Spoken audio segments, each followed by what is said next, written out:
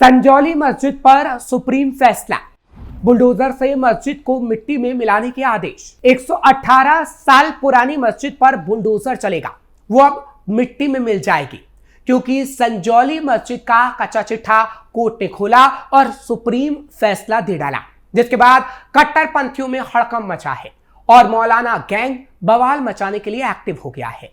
लेकिन कोर्ट के फैसले के बाद अगर अब किसी ने बवाल काटा तो उस पर पुलिस के डंडे बरसेंगे, जिसकी तस्वीर पहले भी सामने आ चुकी है। नमस्कार, कैपिटल टीवी का खास शो कच्चा चिट्ठा देख रहे हैं आप। मैं हूं आपके साथ हर्ष भारद्वाज। हिमाचल प्रदेश की राजधानी शिमला में स्थित संजौली मस्जिद विवाद मामले में जिला अदालत ने बड़ा फैसला सुनाया है।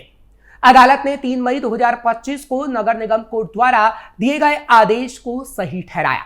इसका मतलब यह है कि संजौली मस्जिद विवाद में जो विवादित ढांचा है उसे ग्राउंड फ्लोर से लेकर टॉप फ्लोर तक पूरी तरह गिराया जाएगा। मस्जिद पर बुलडोजर चलेगा। अदालत ने साफ कहा है कि निर्माण अवैध है और इसे पूरी तरह हटाना होगा। वक्फ बोर्ड संजौली मस्जिद कमेटी ने की थी अपील। ये फैसला वक्फ बोर्ड और संजौली मस्जिद कमेटी की अपीलों पर आया है, जिन्हें जिला अदालत ने खारिज कर दिया। दोनों पक्षों ने नगर निगम कोर्ट के आदेश को चुनौती दी थी, लेकिन जिला अदालत ने निगम कोर्ट के फैसले को बरकरार रखा। देवभूमि संघर्ष समिति के वकील जगत पाल ने बताया कि नगर निगम की अदालत के फैसले के खिलाफ दायर दोनों अपीलों पर युजवेंद्र सिंह की अदालत में सुनवाई हुई और 6 महीने के अंदर दोनों अपीलें खारिज कर दी गई। जगत पाल ने कहा कि अब विवादित ढांचे को पूरी तरह गिराया जाएगा क्योंकि ये पूरी इमारत अवैध रूप से बनाई गई थी। संजौली मस्जिद विवाद मामले में ये चौथा फैसला। जगत पाल ने बताया कि इस मामले में ये जुड़ा चौथा फैसला है। पहला फैसला 5 अक्टूबर 2024 को आया था, जिसमें तीसरी और चौथी और 5वीं मंजिल गिराने के आदेश दिए गए थे। हालांकि तब तक नगर निगम ने कार्रवाई नहीं की थी। इस फैसले को वक्फ बोर्ड ने जिला अदालत में चुनौती दी थी, लेकिन 1 महीने के अंदर प्रवीण गर्ग ने याचिका खारिज कर दी थी। इसके बाद 3 मई 2025 को नगर निगम कोर्ट ने पूरे ढांचे को अवैध करार देते हुए गिराने का आदेश दिया था। अब जिला अदालत ने वही फैसला बरकरार रखा है और अब मस्जिद पर बुलडोजर चलेगा। देवभूमि संघर्ष समिति ने फैसले का किया स्वागत। देवभूमि संघर्ष समिति के सहसंयोजक विजय शर्मा ने अदालत के फैसले का स्वागत करते हुए कहा है कि यह सनातन समाज की जीत है। उन्होंने कहा, हम पूरे प्रदेश के सनातन समाज को बधाई देते हैं। 11 सितंबर 2024 को जब हमने शांतिपूर्ण प्रदर्शन किया था, तब हम पर लाठियां चलाई गई और वाटर कैनन का इस्तेमाल हुआ। आज का फैसला उस संघर्ष को सार्थक करता है। अब नगर निगम को बिना किसी देरी के विवादित ढांचे को गिराना चाहिए। फैसले के खिलाफ हाईकोर्ट जाएगी मस्जिद कमेटी। वहीं संजौली मस्जिद कमेटी के अध्यक्ष मोहम्मद लतीफ ने कहा कि अदालत के आदेश को पढ़ने के बाद आगे की कार्रवाई तय की जाएगी। उन्होंने कहा, हम इस फैसले के खिलाफ हाईकोर्ट में अपील करेंगे, वहां भी बात नहीं बनी तो सुप्रीम कोर्ट जाएंगे। वहीं देवभूमि संघर्ष समिति के एक अन्य सहसंयोजक मदन ठाकुर ने कहा कि अब सरकार को उन लोगों से माफी मांगनी चाहिए और शांतिपूर्ण संघर्ष के दौरान लोगों पर दर्ज सभी मुकदमे वापस लेने चाहिए जो हिंदुओं पर दर्ज किए गए थे। उन्होंने कहा कि जब तक हिमाचल प्रदेश में वक्फ बोर्ड को खत्म नहीं किया जाता, समिति पीछे नहीं हटेगी। 16 साल तक निगम कोर्ट में चला केस। संजौली मस्जिद के अतिक्रमण मामला करीब 16 साल तक निगम आयुक्त कोर्ट में चलता रहा। इस दौरान इस केस में 50 से भी ज्यादा बार सुनवाई हुई। हिमाचल हाईकोर्ट के दखल के बाद इस केस में निगम कमिश्नर ने बीती 3 मई को फैसला सुनाया।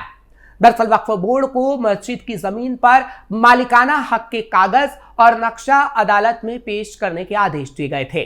हालांकि वक्फ के वकील ना तो सही कागजात दे पाए, ना ही मजबूती से अपना पक्ष रख पाए। वक्फ बोर्ड के वकील ने कहा था कि इस जगह मस्जिद साल 1947 से पहले की थी, जिसको तोड़कर बनाया गया।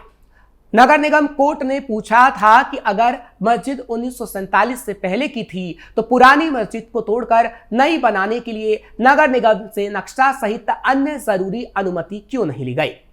नियमों को ताक पर रखकर सारी मस्जिदें क्यों बनाई गई? 45 मिनट तक चली बहस के बाद कोर्ट ने फैसला सुरक्षित रख लिया था। फिर नगर निगम आयुक्त भूपिंदर अत्री ने फैसला सुनाया था। इसमें साफ कहा गया था कि पूरी मस्जिद अवैध है, जिसे गिराया जाएगा। दो गुटों में लड़ाई से सुर्खियों में आया मामला। संजौली मस्जिद मामला दो गुटों में लड़ाई के बाद सुर्खियों में आया था। इसके बाद पूरे देश में बवाल मचा था। दरअसल 31 अगस्त 2024 को शिमला के मेहली में दो समुदायों में मारपीट हुई। मारपीट करने वाले समुदाय के लोग संजौली मस्जिद में छिप गए। इससे गुस्साए लोगों ने 1 सितंबर को मस्जिद के बाहर प्रदर्शन किया। इसके बाद शिमला के अन्य स्थानों पर भी हिंदू संगठनों ने प्रदर्शन किया। शिमला के बाद प्रदेश के अलग अलग क्षेत्रों में भी लोग सड़कों पर उतर आए। हिंदू संगठनों ने बोला, बिना परमिशन निर्माण। हिंदू संगठनों और संजौली मस्जिद के आसपास रहने वाले लोकल रेजिडेंट्स ने आरोप लगाया कि मस्जिद का निर्माण बिना परमिशन के किया गया था। मस्जिद की जमीन वक्फ बोर्ड की नहीं है। मस्जिद को बनाने के लिए नगर निगम से परमिशन भी नहीं ली गई। 11 सितंबर को शिमला के संजौली में फिर उग्र प्रदर्शन हुआ, जिससे माहौल तनावपूर्ण हो गया। पुलिस ने बल प्रयोग और पानी की बौछार की। इससे हिंदू संगठन भड़क गए। संजौली में मस्जिद तोड़ने की मांग उठने लगी। इस बीच 12 सितंबर को संजौली मस्जिद कमेटी खुद निगम कमिश्नर कोर्ट में पहुंची और अवैध हिस्सा तोड़ने की पेशकश की गई। इसके बाद मामला जाकर शांत हुआ था। सदन में भी उठाया गया था मामला। पिछले दिनों मानसून सेशन में 4 सितंबर 2024 को कैबिनेट मंत्री अनिरुद्ध सिंह ने कहा था कि संजौली में साल 2010 में बिना परमिशन के मस्जिद का निर्माण शुरू किया गया। मंत्री ने कहा कि इस समय यहां 2500 वर्ग फीट गैर कानूनी निर्माण किया गया। साल 2012 में इस मामले की निगम कोर्ट में फिर से सुनवाई हुई, फिर भी अवैध निर्माण निरंतर जारी रहा। मंत्री ने सदन में कहा कि अगर कोई लोकल आदमी कंस्ट्रक्शन करता है तो उसको उसी दिन तोड़ दिया जाता है। मंत्री ने कहा कि 26 जून 2013 को मामले की सुनवाई में मस्जिद को प्रस्तावित प्लान में माना गया और उसमें कमियां पाई गई। मस्जिद कमेटी से निर्माण की फ्रेश ड्राइंग मांगी गई। मंत्री ने हैरानी जताई थी कि साल 2010 से केस चल रहा है और 2019 तक 4 अतिरिक्त मंजिलों का अवैध निर्माण हो गया। प्रशासन कहां सोया रहा। ग्रामीण विकास मंत्री यही नहीं रुके थे। उन्होंने खुलासा किया था कि अब तक 6357 वर्ग फुट अवैध निर्माण हो गया है। मंत्री ने कहा था कि इससे भी अधिक चिंता ये थी कि जो आदमी केस की सुनवाई में आ रहा था उसके बारे में साल 2023 में निगम को पता चला कि उसका मामले से कोई लेना देना ही नहीं। क्या निगम के अफसरों ने उसके कागज चेक किए थे? अचानक 2023 में निगम को पता चलता है कि जिसके खिलाफ केस चल रहा है वो तो प्रतिवादी बन ही नहीं सकता। ग्रामीण विकास मंत्री ने उस दिन सदन में सीएम से आग्रह किया था कि विवादित जमीन से कब्जा हटाया जाए, उस पर बुलडोजर चलाया जाए, क्योंकि बिना नक्शा पास करे दरअसल ये मस्जिद बनाई गई और उसके बाद इस पर अवैध निर्माण होता रहा। पिछले 10 सालों में कितनी मंजिलें बनाई गई उसका ब्यौरा भी सरकार के पास आखिर क्यों नहीं पहुंचा, और अगर जब अवैध चीजें बनाई जा रही थी तो बिजली पानी वहां क्यों नहीं काटा गया, जिसके बाद मामले ने तूल पकड़ा था। हिंदू संगठनों ने सरकार का किया था विरोध। दूसरी तरफ हिमाचल प्रदेश के शिमला की संजौली मस्जिद को लेकर हुए विवाद को अब 1 साल पूरा हुआ। ऐसे में हिंदू संगठनों ने मस्जिद के आसपास नारेबाजी की और खुद सरकार का पिंडदान तक कर डाला। इस दौरान मस्जिद के आसपास ज्यादा पुलिस तो नजर नहीं आई, लेकिन संजौली थाने में अतिरिक्त जवानों की तैनाती की गई। हालांकि संजौली में पूरी तरह से अभी शांति है। दरअसल बीते 1 साल पहले इस विवाद में नगर निगम प्रशासन ने मस्जिद को गिराने के आदेश दिए थे।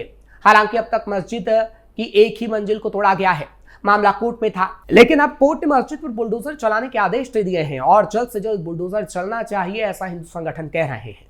इससे पहले संजौली में मस्जिद के पास मुख्य सड़क पर हिंदू संगठनों के लोग इकट्ठा हुए थे और सुखू सरकार का पिंडदान किया और सरकार के खिलाफ नारेबाजी भी की, जिसकी तस्वीर भी काफी वायरल हुई। जैसा कि हमने आपको बताया कि संजौली में एक मारपीट मामले के बाद ये पूरा विवाद भड़का था। इसके बाद संजौली मस्जिद में अवैध निर्माण को गिराने के लिए प्रदेश भर में प्रोटेस्ट भी हुए थे। बाद में नगर निगम की आयुक्त कोर्ट ने मस्जिद के ऊपरी मंजिलों को गिराने के आदेश दिए थे, लेकिन बाद में पूरी मस्जिद को ही अवैध करार देते हुए ढहाने के आदेश दिए गए। अहम बात है कि मस्जिद कमेटी ने भी ऊपरी मंजिलों को तोड़ने का काम चालू किया था, लेकिन बीच में पैसों की कमी के चलते काम रुक गया। कोर्ट में मामला चलता रहा। अवैध निर्माण का विवाद साल 2010 से चल रहा था। हालांकि पिछले साल काफी विवाद हुआ था।